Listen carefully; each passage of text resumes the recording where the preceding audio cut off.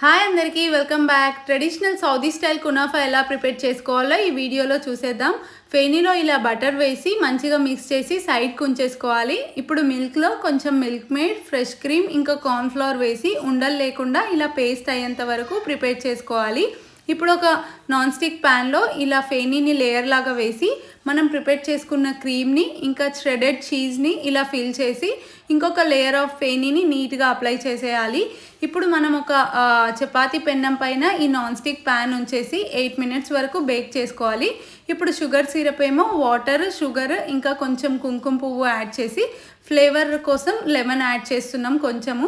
ఇప్పుడు బేక్ అయిపోయిన తర్వాత ఇంకొక సైడ్ కూడా ఇలానే బేక్ చేసుకోవాలి. సో ఇంకొక సైడ్ జస్ట్ 5 minutes అలా బేక్ చేస్తే సరిపోతుంది. సో మనకు కునాఫా అయితే ప్రిపేర్ అయిపోయింది. ఇప్పుడు మనం పిస్తా పీసెస్తో పౌడర్తో ఇలా గార్నిష్ చేసుకొని షుగర్ సిరప్ వేసుకొని తింటే మస్తు టేస్ట్ ఉంటుంది. మీరు కూడా ట్రై చేసి చూడండి. ఈ వీడియో నచ్చితే do like, share and subscribe.